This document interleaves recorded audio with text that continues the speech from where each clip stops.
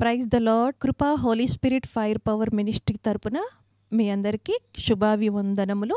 దైవజనుడు గాడ్సన్ గారు దైవ సందేశమును అందించు ఉండగా మీరందరూ విని ఎంతగానో బలపడాలని, ఆత్మీయ మేలులు ఆశీర్వాదాలు పొందుకోవాలని మన ప్రభువుడైన రక్షకుడైన యేసుక్రీస్తు వారి పేరట మేము ప్రార్థిస్తూ ఉన్నాము.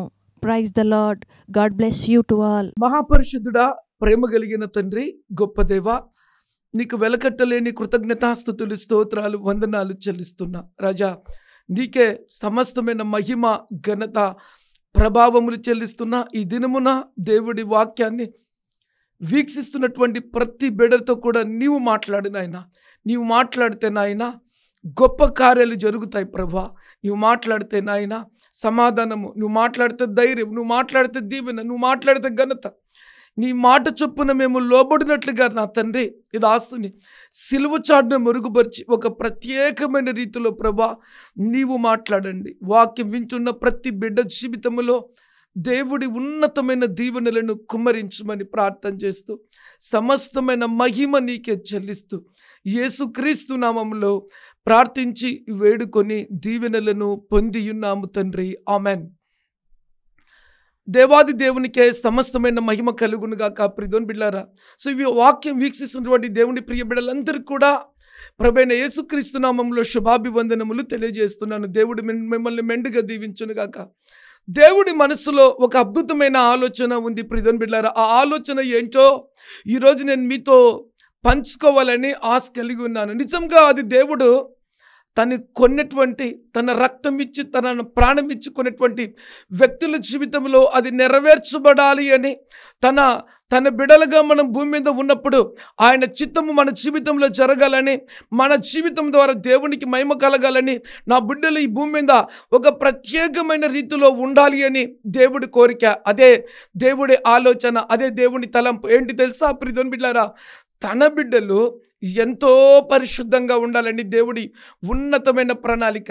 మళ్ళా మాట మార్చి చెప్పమంటే, దేవుడి బిడ్డలంట యేసుక్రీస్తు రక్తముతో కడగబడి, మారు మనసు పొంది, బాప్తిసులుగా మార్చబడి, చేత బైబిల్ గ్రంథాన్ని పట్టుకొని ప్రభువుని ఆరాధిస్తూ, ప్రభు మందిరానికి వెళ్తూ, వాక్యం వీక్షిస్తూ, దేవుని మాటలు వింటూ, ఆయన వాక్యానుసారంగా జీవించేటువంటి వ్యక్తులు ఇతరుల చేత చేయబెట్టి చూపించుకునే స్థితిగా మన క్రియలు ఉండకూడదని, మన ఆలోచనలు ఉండకూడదని, మన తలంపులు ఉండకూడదని, మాట మార్చి చెబితే మన జీవితం దేవునికి ఎంతో గొప్ప మహిమ తీసుకొచ్చే విధంగా ఉండాలని, ఈ లోకములో గెలిచిన వారిగా మన జీవితాలు ఉండాలని, నిజంగా దేవుడి హృదయంలో రక్షించబడ్డ వ్యక్తి యొక్క ఆలోచనలు, అంటే ఆ వ్యక్తి పట్ల దేవుడి ఆలోచనలు, తలంపులు, కోరికలు ఊహకు మించినవి ప్రియదేవుని బిడ్డలారా. అందుకే దేవుడి వాక్యం చెప్తుంది తెలుసా, దేవుడి ఆలోచనలంట, దేవుడి తలంపులంట మన ఆలోచనల కాడికి చాలా ఎచ్చైనవంట. అందుకే ఆకాశానికి భూమికి ఎంత దూరం ఉందో, ఎంత ఎత్తైతే ఉందో, అన్ని తలంపులు, అన్ని కోరికలు, అన్ని ఆలోచనలు నిన్ను నన్ను తన రక్తం ఇచ్చి కొన్న దేవుడు తన మదిలో పెట్టుకుని ఉన్నాడండి, తన హృదయంలో పెట్టుకుని ఉన్నాడు ప్రియదేవుని బిడ్డలారా. అయితే దేవుడి కోరిక ఏంటంటే ఆ ప్రాసెస్ దేవుడు ఉన్నతమైన ప్రణాళిక మన జీవితంలో జరగాలి అంటే ఒక ఛాలెంజింగ్తో కూడిన మాట నేను మీతో పంచుకుంటున్నాను ప్రియదేవుని బిడ్డలారా. ఏ వ్యక్తి ద్వారా, ఏ వ్యక్తి జీవితం ద్వారా, ఏ వ్యక్తి జన్మం ద్వారా, ఏ వ్యక్తి యొక్క నూతన అనుభవం ద్వారా యేసుక్రీస్తు నమ్ముకున్న తర్వాత ఆ వ్యక్తి ద్వారా, ఆ వ్యక్తికి ఉన్న ప్రేరు ద్వారా, ఆ వ్యక్తి జీవితం ద్వారా దేవునికి మహిమ కలగాలి అనేది దేవుడి ఉన్నతమైన కోరిక. దేవుని వాక్యంలో మనం ఒక మాటను చూసుకొని మనం ముందుకెళ్దాం. సామెతల గ్రంథం 10వ అధ్యాయము 25వ వాక్యాన్ని మీరు ఈ వాక్యం చదువుతున్నప్పుడు తప్పక అండర్లైన్ చేసుకోండి. ఆ వాక్య భాగం దగ్గర రెండోది అక్కడ నీ పేరు రాసుకోండి. ఎందుకంటే నువ్వు జీవించే జీవితం మీద నీ భవిష్యత్ పునాది మొత్తం ఆధారపడింది. రెండోది, దేవుని చిత్తం జరగాలి అన్న వాక్యం విన్న తర్వాత వాక్యానికి సిద్ధమైన వ్యక్తిగా నువ్వు ఉండాలి. వాక్యం విని విడిచిపెట్టే వ్యక్తిగా ఎంత మాత్రం కూడా ఉండకూడదు. మళ్ళీ చెప్తున్నా, క్రైస్తవ జీవితం ఒక పోరాటం, మళ్ళీ చెప్తున్నా, క్రైస్తవ జీవితము దేవునికి గొప్ప మహిమను తీసుకొచ్చేదే. మళ్ళీ చెప్తున్నా, క్రైస్తవ జీవితంలో ప్రపంచ దేశ చరిత్రలో ఏ దేవుడు ఏ దేవత చేయలేని గొప్ప భీకరమైన కార్యాలు నువ్వు పొందుకొని దేవునికి ప్రభువుకి ఈ భూమి మీద నువ్వు సాక్షిగా ఉండడమే దేవుడి ఉన్నతమైన ప్రణాళిక. దేవుని వాక్యంలోకి మనం వెళ్దాం. సామెతలు 10:25 వాక్యం. సుడిగాలి వీచగా భక్తిహీనుడు లేకపోయిను, నీతిమంతుడు నిత్యము నిలుచు కట్టడం వలె ఉన్నాడు. చెప్పులు కొట్టి దేవుని కనపడతామా? ఈ లోకములో అంటే ప్రియమైన బిడ్డలారా, ఈ లోకములో దేవుని వాక్యం చెప్తుంది, భయంకరమైన సుడిగాలి వచ్చినప్పుడు భక్తిహీనులు చల్లా చెదురుగా అయిపోతారంట. దేవుని వాక్యం చెప్తుంది ప్రియమైన బిడ్డలారా, సుడిగాలి వీచగా భక్తిహీనులు లేకపోరు, ఏమైపోతారో కూడా తెలియదు. నేను మళ్ళీ చెప్తున్నా, భక్తి, నిజమైన భక్తి జీవితం ఒక వ్యక్తి జీవితంలో లేకపోతే ఆ వ్యక్తి యొక్క జీవితం మీద చాలా ఎఫెక్ట్ పడుతుందండి. మాట మార్చి చెప్పమంటే శాపము, లేమి, దరిద్రత, రోగము, ఇక చెప్పాలి అంటే అతని యొక్క భక్తిహీనతను బట్టి అతని దినములు భూమి మీద ఉంటాయో ఉండవో కూడా తెలియదు. ఎందుకు ఈ కఠినమైన నేను మాట చెప్తున్నానంటే, కేవలం ఈరోజు నువ్వు మార్చబడి ఒక మంచి జీవితం జీవించాలని ప్రియమైన బిడ్డలారా, ఈరోజు నా కళ్ళతో నేను ఎన్నో చూశానండి. భక్తిహీనమైన కార్యాలు భూమి మీద జరిపిస్తూ తమకి ఇష్టమైన జీవితాలు జీవిస్తూ, ఆస్తి ఉంది, డబ్బు ఉంది, హోదా ఉంది, సిరి సంపదలు ఉన్నాయి, మణిమాణిక్యాలు ఉన్నాయి, నాకేంటి అని తమకిష్టమైన జీవితాన్ని జీవిస్తూ తన కాలము రాకమునిపే ఆ భక్తిహీనతను బట్టి వారి భూమి మీద లేకుండా పోయినప్పుడు వారు కలిగినది ఏమైనదో ఎవరికి కూడా తెలియదండి. ఒక అద్భుతమైన మాట నేను చెప్తాను, చాలా జాగ్రత్తగా మీరు వినాలి, చాలా జాగ్రత్తగా వినాలి. నా కళ్ళతో నేను చూసిన ఒక సంఘటన మీ ఎదుట పెట్టి ముందుకు వెళ్ళేదానికి ప్రయత్నం చేస్తాను. ఒక ఉన్నతమైనటువంటి అధికారి విస్తారమైన డబ్బు ఆశతో, అతనికి 2 బిడ్డలు, ఒక ఉన్నతమైన అధికారి. ఆ వ్యక్తి లంచం తీసుకుంటూ విస్తారంగా డబ్బులు సంపాదించాడు. 3 అంతస్తులు మిద్ద కట్టాడండి. చాలా గొప్ప విద్య. ఆ 2 బిడ్డల్లో, అతనికి ఉన్న 2 బిడ్డల్లో ఒక బిడ్డ చెవిటి మూగివాడు, రెండో బిడ్డ చక్కటి చాలా అందగాడు, ఉన్నతంగా చదువుకునేటువంటి వ్యక్తి. ఒకరోజు ఏం జరిగిందంటే ప్రియమైన బిడ్డలారా, తండ్రి యొక్క భక్తిహీనత ద్వారా ఆ వ్యక్తి లంచగుండిగా పేరు తెచ్చుకొని ఏసీపీ అధికారి చేతిలో చిక్కుకున్నప్పుడు నిర్దాక్షిణ్యంగా అతన్ని జైలుకి పంపించారండి. అతనుకున్న పేరు, విలువ, ఖ్యాతి యావత్తు కూడా ఒక్కసారిగా పోయింది. సమస్తము డిపార్ట్మెంట్ జప్తు చేశారండి.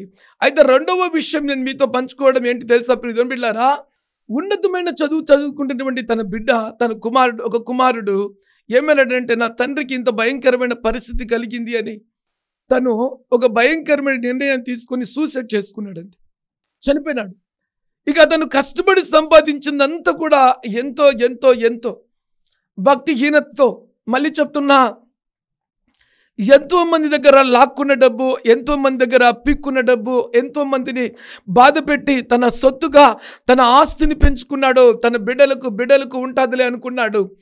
కానీ దేవుడు దాన్ని చూచాడు. కలిగిన సమస్తం వెళ్ళిపోయింది. ఉన్నతమైన మంచి కుమారుడు, వివాహానికి సిద్ధమైన కుమారుడు, ఉన్నతమైన జాబ్ కొరకు సిద్ధమైన కుమారుడు ఏమైపోయినాడంటే ఈ లోకంలో లేడు. ఆస్తులు ఉన్నాయి, అంతస్తులు ఉన్నాయి, హోదా ఉంది, శక్తి ఉంది, బలం ఉంది, అన్నీ ఉన్నాయి, కానీ కుమారుడు లేడు. ఎప్పుడైతే ఈ భయంకరమైన విభక్తి అతని జీవితంలో జరిగిందో ప్రియమైన బిడ్డలారా, ఆ వ్యక్తి యొక్క జీవితం ఎంతో భయంకరమైన పరిస్థితికి వెళ్ళిపోయిందండి. తల బయట ఎత్తుకోవాలంటే ఎత్తుకోలేని పరిస్థితి. అదే పాపం పండే దినం. అదిగే భక్తిహీనుల జీవితంలో భయంకరమైన విపత్తులు ఎందుకు వస్తాయి అంటే, వారి ఇష్టానుసారంగా జీవించినప్పుడు మనుషులకి మోసం చేయొచ్చేమో, ఈ లోకంలో ఉన్న వారికి అందరికీ మోసం చేయొచ్చేమో, కానీ మోసము చేయలేని ఒక దేవుడున్నాడు. ఆయనే సర్వ సృష్టికర్త అయిన ప్రభువు. ఆ ప్రభువే నిన్ను నన్ను కలగజేశాడు. సర్వ సృష్టి ఆయన చేతిలో ఉంది. ఆయన ప్రతి వారి క్రియలను తూచుతాడు. వారి క్రియల చొప్పున దేవుడు ప్రతిఫలం ఇస్తాడు. అందుకే యేసుక్రీస్తుకి ఇంకొక పేరుంది, న్యాయాధిపతి, సర్వశక్తివంతుడు అని పేరుందండి. అయితే ప్రియమైన బిడ్డలారా, జీవితంలో ఎప్పుడైనా గమనించండి, భయంకరమైన విపత్తులు మన క్రియలను బట్టి వచ్చినప్పుడు, లేదా మన జీవితంలో జీవించే జీవిత విధానానికి విపత్తులు ఎదురైనప్పుడు భక్తిహీనులు నిలవలేరండి. ఆ సుడిగాలి లాంటి శ్రమలలో, శోధనలో, విపత్తులలో, భయంకరమైన పరిస్థితుల్లో మనిషిగా మనం మన ఇష్టానుసారంగా జీవిస్తే, దేవుడి మీద ఆధారపడకుండా జీవించే జీవితం లేకుండా ఉన్నట్లయితే ఆ భయంకరమైన శోధనలో నిలవలేరు. ప్రియమైన బిడ్డలారా, ఈరోజు లోకంలో చూసినట్లయితే ఎంతోమంది తమకిష్టమైన మార్గాన్ని కొద్ది కాలం గడుపుతూ ఆ తర్వాత పరిస్థితులు చేదాటిపోయి తన జీవితాన్ని తానే నాశనం చేసుకుంటూ సూసైడ్ చేసుకున్న వాళ్ళు ఎంతమందో లెక్కకు మించిన వ్యక్తులు. కానీ నిజమైన భక్తిపరుడుగా ఉండి దేవుడికి ఇష్టమైన జీవితం జీవించే వ్యక్తి జీవితంలో ఎన్ని భయంకరమైన విపత్తులు ఎదురైనా కూడా తన్ను తానుగా సూసైడ్ చేసుకోరు. ప్రియమైన బిడ్డలారా, తను జీవించే జీవితం ప్రభు కొరకు జీవించాలని దేవుడి యొక్క ఉన్నతమైన ప్రణాళిక ఏమైందో కనుగొనేటకు తన ప్రాణం భూమి మీద ఉన్నంత వరకు దేవుని సన్నిధిలో కనిపెట్టే వ్యక్తిగా ఉంటాడని ప్రభు పేరుతో మనవి చేస్తున్నాను. ప్రియమైన బిడ్డలారా, ఇది భక్తిహీనుల జీవితంలో జరిగే భయంకరమైన విపత్తు. నువ్వు ఎతికినా కూడా టెంపరవరీగా వారు ఇప్పుడు ఆస్తులు ఉండొచ్చు, అంతస్తులు ఉండొచ్చు, హోదా ఉండొచ్చు, పేరు ఉండొచ్చు, ఘనత ఉండొచ్చు, వారు కలిగిందంతా కూడా ఇప్పుడు చెల్లుచూ ఉండొచ్చు. అది కొద్ది కాలము తరువాత ప్రభు ప్రతి దాన్ని చూచినప్పుడు వాటి క్రియల చొప్పున దేవుడు ప్రతిఫలం ఇచ్చినప్పుడు భక్తిహీనులు ఈ లోకములో ఎతికినా కూడా ఉండరండి. వాళ్ళు గాలికి కొట్టుకుపోయేటువంటి పొట్టులాగా ఉంటారు. ప్రియమైన బిడ్డలారా, అయితే రెండో మాట నేను మీతో పంచుకోవాలని ఆశ కలిగి ఉన్నాను. ప్రియమైన బిడ్డలారా, ఈ రెండో మాట ఏంటి చూద్దాం. నీతిమంతులు నిత్యము నిలుచు కట్టడం వలె ఉన్నారు. చప్పట్లు కొట్టి దేవుని కనబడదామా? ఇందాక నేను చెప్పిన మాటల్లో ఒక అద్భుతమైన మాట ఏం తెలుసా ప్రియమైన బిడ్డలారా? క్రైస్తవ జీవితంలో శ్రమలు ఎందుకు వస్తాయి, శోధనలు ఎందుకు వస్తాయి, ఇరుకులు ఎందుకు వస్తాయి, ఇబ్బందులు ఎందుకు వస్తాయి? అంత కష్టతరమైన జీవితం మనం ఎందుకు జీవించాలంటే మన మార్గము ఇరుకు మార్గము రెండో చెప్తున్నా, ప్రియమైన బిడ్డలారా, అవి మన జీవితంలో ఎప్పుడైతే ఈ శ్రమ అనుభవాల గుండా మనం అడుగులు వేస్తూ ఏ సత్యాన్ని అయితే మనం తెలుసుకున్నామో, ఏ దేవుడైతే మనల్ని సత్యానికి స్థాపించాడో ఆ సత్యానికి సాక్షులుగా మనం జీవించే విషయంలో జీవితంలో ఎన్నో ఒడిదొడుగులండి. వాటిని మనము తట్టుకొని నిలబడినప్పుడే మనము గొప్పవారమండి, మనము శక్తివంతుల వారమండి, మనము దేవుని నమ్ముకునేటువంటి వ్యక్తులము. ప్రియమైన బిడ్డలారా, అందుకే మన జీవితం ఈ భూమి మీద కొట్టివేయబడ్డం దేవునికి ఇష్టం లేదండి. అనేకమైన శ్రమ అనుభవాల గుండా, అనేకమైన శోధనల గుండా, అనేకమైన నిందల గుండా, అనేకమైన బాధల గుండా మన జీవితము కొనసాగుతూ ముందుకెళ్ళిపోతుంది. కానీ ఓడిపోయే జీవితం కాదు. కానీ ఈ శ్రమల్లో నిజమైన క్రైస్తవ జీవితము, నిజముగా దేవుడి వాక్యము ఏ వ్యక్తి జీవితంలో ఉంటుందో, ఏ వ్యక్తి తన జీవితంలో వాక్యానుసారంగా జీవించడానికి సిద్ధమైన వ్యక్తిగా ఉంటాడో ప్రియమైన బిడ్డలారా, ఆ వ్యక్తి జీవితంలో ఎన్ని భయంకరమైన శోధనలు వచ్చినా కూడా ఆ వ్యక్తి గెలిచే వ్యక్తిగా ఉంటాడు. ఆ వ్యక్తి ఆ శ్రమానుభవాల్లో నిలబడే వ్యక్తిగా ఉంటాడు. ఆ వ్యక్తి జీవితంలో జరిగే ఒక గొప్ప భీకరమైన కార్యం ఏంటి తెలుసా ప్రియమైన బిడ్డలారా? నేను దేవునికి విరోధమైన పాపం చేయలేదు, నేను నా మనస్సు, నా అంతరాత్మలో ఉన్నటువంటి దేవుడి మనసుని నేను బాధ పెట్టలేదు. నేను అనేక సందర్భాల్లో బాధపడ్డాను, నిందించబడ్డాను, అవమానించబడ్డాను, హేళన చేయబడ్డాను, దూషించబడ్డాను, అంతేకాదు కొట్టబడ్డాను, ఎన్నికలేని వాడిగా మార్చబడ్డాను. నా ప్రభువు కల్వరి శిలువలో వీటికి మించిన బలియాగాన్ని అనుభవించాడు. ఆయనకే ఎన్నో శోధనలు వచ్చాయి. నా జీవితంలో ఈ శోధనలు ఇప్పటి కాలపు శోధనలు లెక్కే కాదని ఆ వ్యక్తి ప్రభు వైపు చూస్తూ ప్రియమైన బిడ్డలారా ఎప్పుడైతే నిలబడతాడో ఆ వ్యక్తి ఆ వాటన్నిటి విషయాల్లో కూడా ఘన విజయాన్ని పొందుకొని రెండో అద్భుతమైన కార్యం తెలుసా ప్రియమైన బిడ్డలారా? చూడండి, మాట మరొకసారి నేను మీతో పంచుకుంటాను. నీతిమంతుడు నిత్యము నిలుచు కట్టడం వలె ఉన్నాడు. అతని జీవిత విధానము ఒక అద్భుతమైన రీతిలో ఎన్నో శ్రమ అనుభవాల గుండా నడిచి దేవుని కొరకు నిలబడ్డాడు అని ఆ వ్యక్తికి ఒక ప్రత్యేకమైన పేరు లేదా కిరీటము రావాలి అన్నా, రెండవది తన తరువాత తరం వారు దేవుని కొరకు దేవుని నమ్ముకున్న తర్వాత ఒక అద్భుతమైనటువంటి మంచి జీవితం జీవించాడు ఈ వ్యక్తి అని చెప్పేదానికి కూడా నీ జీవితంలో ఎన్నో భయంకరమైన శ్రమలు ఒక అద్భుతమైన దీవెనకరంగా ఉంటున్నాయి. ప్రియమైన బిడ్డలారా, చప్పట్లు కొట్టి దేవుని గణపరుద్దామా? ఆమెన్, హల్లెలూయా. దేవునికి స్తోత్రం కలుగును గాక. ఈ మాటలు చాలా ప్రాముఖ్యమైనవి ప్రియమైన బిడ్డలారా. కాబట్టి ఈ మాటలు ఏదో విని విడిచిపెట్టేది కాదు. ఏ వ్యక్తి అయితే యేసుక్రీస్తు రక్తముతో కడగబడతాడో, ఏ వ్యక్తి అయితే నిజముగా తన జీవితంలో తన జీవితాన్ని ప్రభువుకి అప్పగించి పరలోకాన్ని చూడాలి అని తీర్మానం తీసుకుంటాడో, మూడోది ఆ వ్యక్తి ఈ భూమి మీద బ్రతుకు దినములలో ఆయన వెంబడించే వ్యక్తిగా ఉంటాడో, నాలుగోది ఆ వ్యక్తి జీవితంలో ఎన్నో భయంకరమైన విపత్తులు, ఆ భక్తి జీవితంలో వచ్చే పరీక్షలు, ఆ వ్యక్తిని ఓడించుటకు కలిగేటువంటి శోధనలు ఎన్నో, ఆ శోధనలో ఆ వ్యక్తి నిలబడి నిత్యము నిలిచినట్లుగా దేవుని చిత్తం జరుగుటకు ఆ వ్యక్తిని ఏర్పరచుకున్నాడని మాట ప్రభు పేరుతో మనవి చేస్తున్నానండి. నీ జీవితం మామూలు జీవితం కాదు.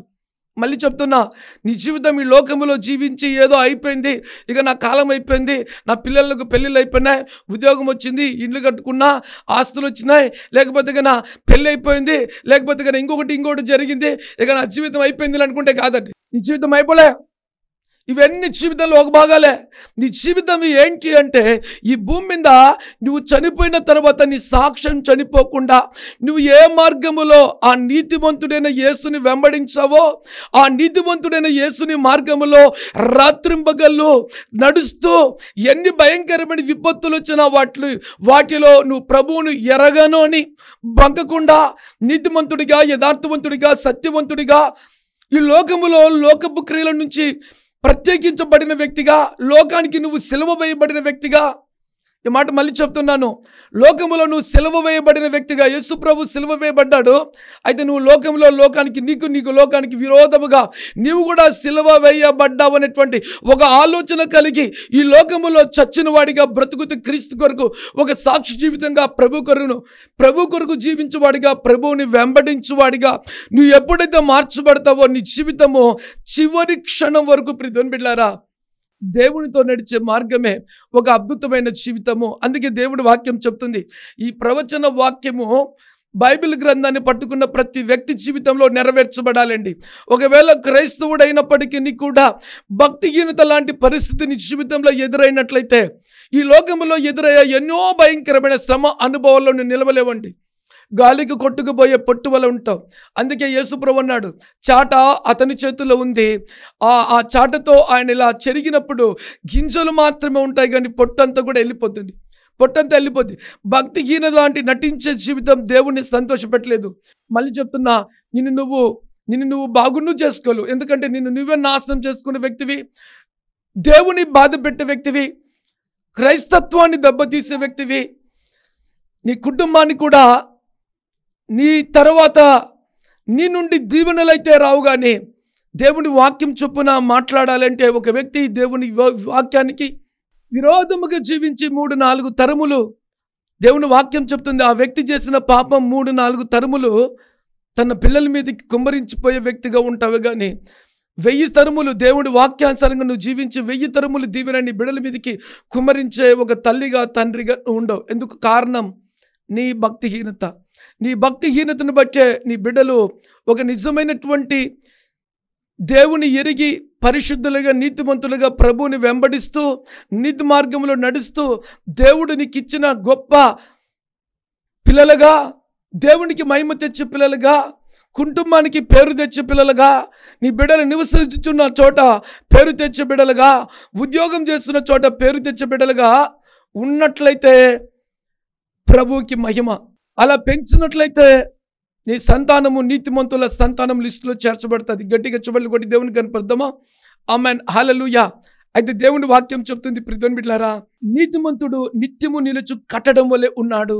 చూడండి, మా నాన్న ఎలా జీవించాడు, మా అబ్బ ఇలా జీవించాడు, మా అబ్బ నుండి మా నాన్న ఇలాంటి లక్షణాలు వచ్చాయి, మా నాన్న నన్ను చాలా గొప్పగా పెంచాడు అని మీ అబ్బ నుంచి నీకు, ఇప్పుడు బ్రతికి సజీవం లెక్కలో ఉన్న నీ నుంచి నీ బిడ్డలకు దేవుని కట్టడములలో సాక్షిగా జీవిస్తూ నడుస్తూ ఉన్నట్లయితే అసలు ఒక అద్భుతమైన లైఫ్ మీ బిడ్డలారా.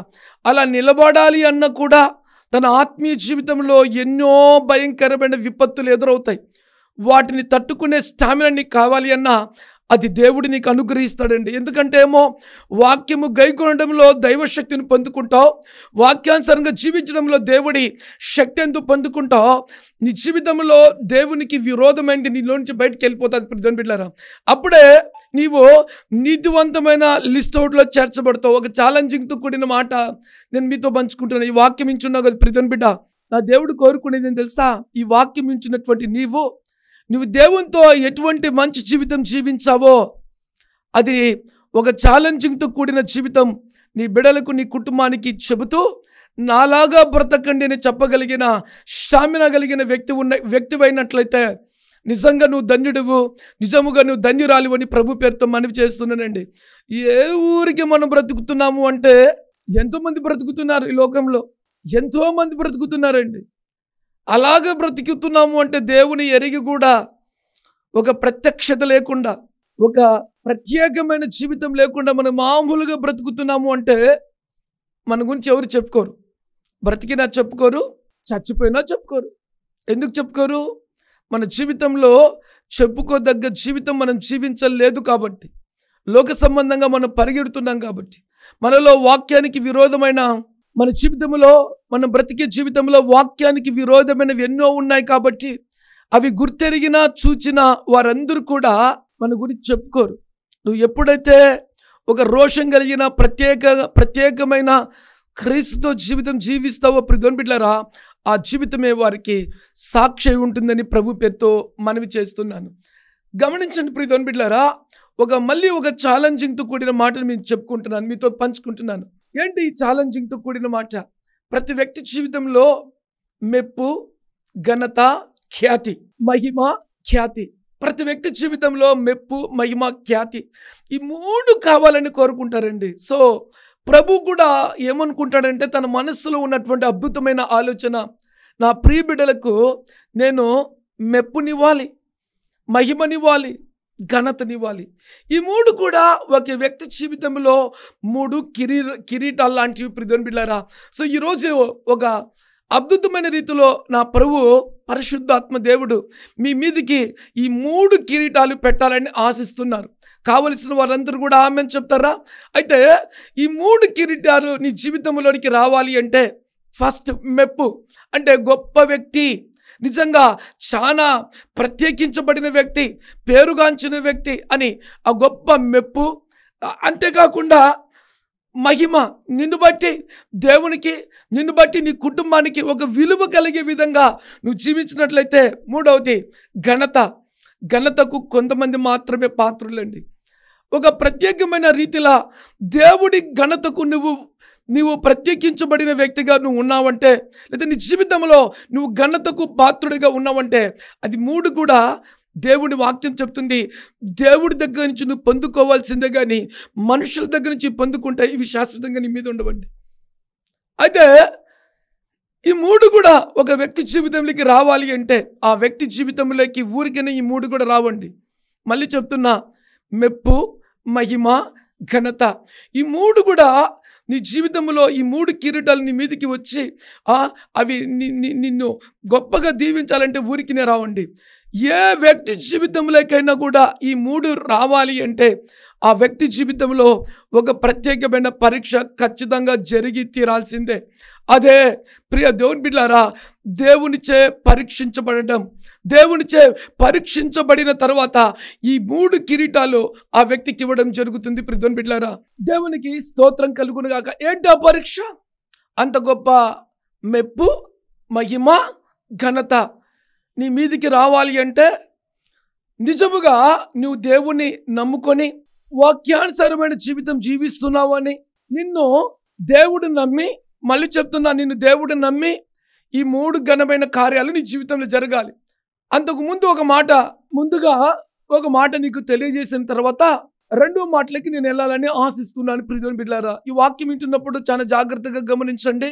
మళ్ళీ చెప్తున్నా ఈ మాట, మెప్పు, ఘనత, మహిమ ఈ మూడు నీకు కావాలి అంటే మొట్టమొదటిగా దేవుడు నిన్ను పరీక్షిస్తాడు. దేవుని వాక్యములు మనం చూద్దామా?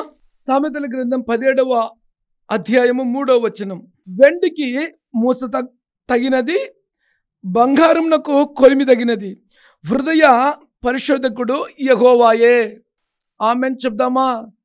ఇందాక చెప్పాను కదా, మెప్పు కావాలన్నా, మహిమ కావాలన్నా, ఘనత కావాలన్నా ఈ మూడు నీ జీవితంలో కావాలి అంటే దేవుని వాక్యం చెప్తుంది, నీ హృదయములో దేవుని వాక్యము ఉందో, ఆ వాక్యానుసారంగా నువ్వు జీవిస్తున్నావో, నీ హృదయములో ఏ ఆలోచనలు ఉన్నాయో, ఏ తలంపులు ఉన్నాయో, ఏ కోరికలు ఉన్నాయో, నువ్వు భక్తిపరుడువో కాదో, నీ అంతరంగాన్ని ఎవరు పరీక్షిస్తాడంటే దేవుడే. అయితే దేవుని వాక్యం చెప్తుంది ప్రియమైన పిల్లరా, చూడండి మాట, వెండికి మూసదగినది, బంగారంనకు కొలిమి తగిలినది. చూడండి, వెండి పరీక్షించేదానికి మూసదగినది, బంగారు పరీక్షణ చేసేదానికి కొలిమి. అగ్ని లాంటి కొలిమిలో ఆ బంగారు వేయబడినప్పుడే ఆ బంగారములో ఉన్నటువంటి మస్ట్ అంతా కూడా కాలిపోయినప్పుడే ఆ ఒరిజినాలిటీ కూడా బంగారంగా మార్చబడుతుందండి. అయితే దేవుని వాక్యం ఏం చెప్తుందంటే ప్రియమైన బిడ్డలారా, హృదయ పరిశోధకుడు యెహోవాయే. ఏ వ్యక్తి జీవితంలో నైనను దేవుడికి విరోధంగా ఆ వ్యక్తి జీవించినట్లయితే, వాక్యము విన్నట్లుగా ఉంటూ వాక్యాన్ని లెక్క చేయకుండా ఉన్నట్లయితే, ఆ వ్యక్తి జీవితంలో ఇవి మూడు కూడా మెప్పు, ఘనత, ఖ్యాతి, ఈ మూడు కూడా పనిచేయండి.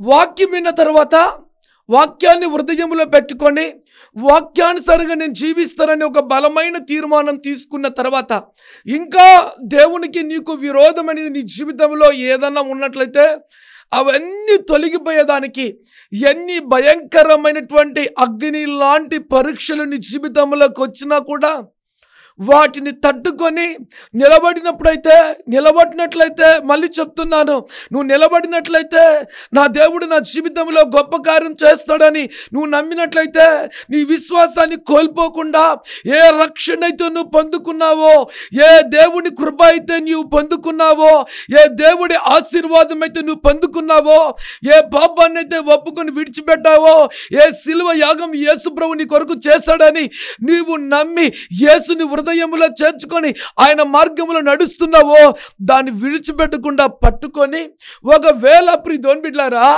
ఆ పట్టుకునే విషయములో దేవునికి నీలో ఏది నచ్చంది ఉన్నా కూడా కొన్ని భయంకరమైన శ్రమ అనుభవాలు గుండా నిన్ను నడిపించి ఆ యొక్క మస్ట్ నీ అంతరంగములో కానీ, నీ దేహములో కానీ, నీ తలంపులలో కానీ, నీ జీవితములో కానీ దేవునికి నచ్చని ఏదైనా ఉన్నట్లయితే తొలగించడానికి అగ్ని లాంటి పరీక్షలను మన జీవితంలోకి దేవుడు అనుమతించినప్పుడు, ఆ అగ్ని లాంటి పరీక్షల్లో మన జీవితంలో ప్రియమైన బిడ్డలారా దేవునికి నచ్చనిదంతా కూడా కాలిపోతూ ఉంటుంది, కానీ నీవు కాలిపోవండి.